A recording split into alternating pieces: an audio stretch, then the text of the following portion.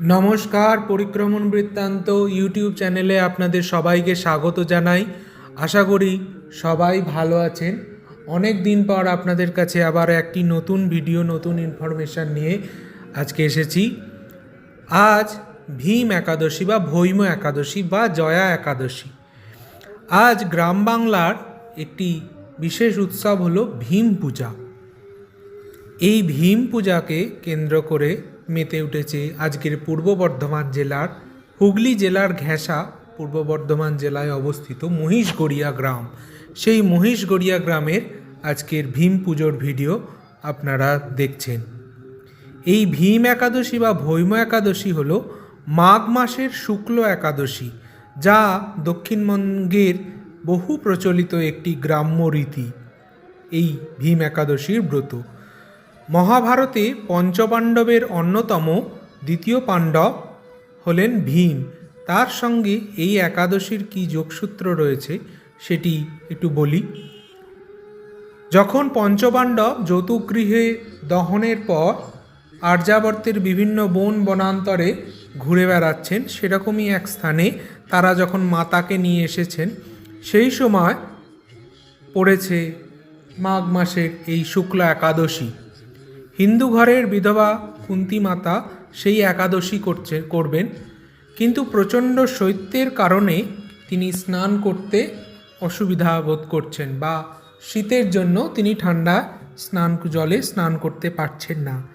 এই অবস্থা দেখে দ্বিতীয় পাণ্ডব ভীম তিনি তখন চাষ করতে যাচ্ছিলেন। তার হাতে ছিল লাঙলের একটি ফলা।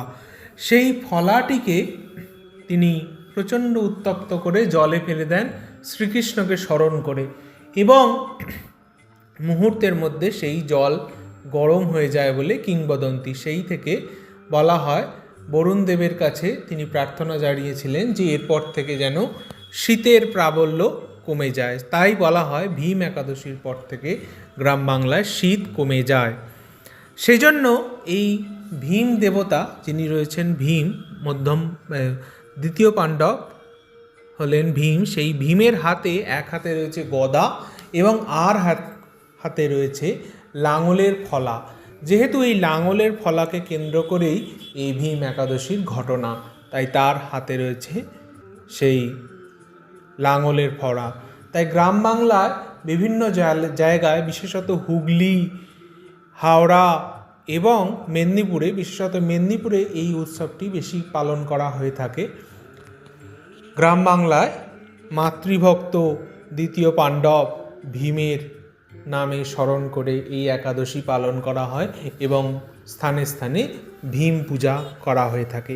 এই ভীম পূজা মাটিরতেই মূর্তি নির্মাণ করে পূজা করা হয় এবং তার বিগ্রহকে সাধারণত কিছু কিছু ব্যতিক্রম থাকলেও সাধারণত এই বিগ্রহগুলিকে তোলা যায় না এবং এইভাবেই জল দিয়ে একই স্থানে গলিয়ে ফেলা হয় সেই স্থানে।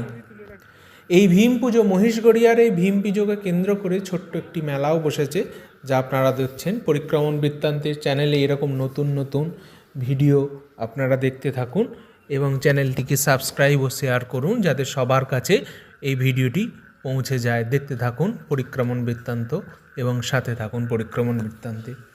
সবাই ভালো থাকবেন।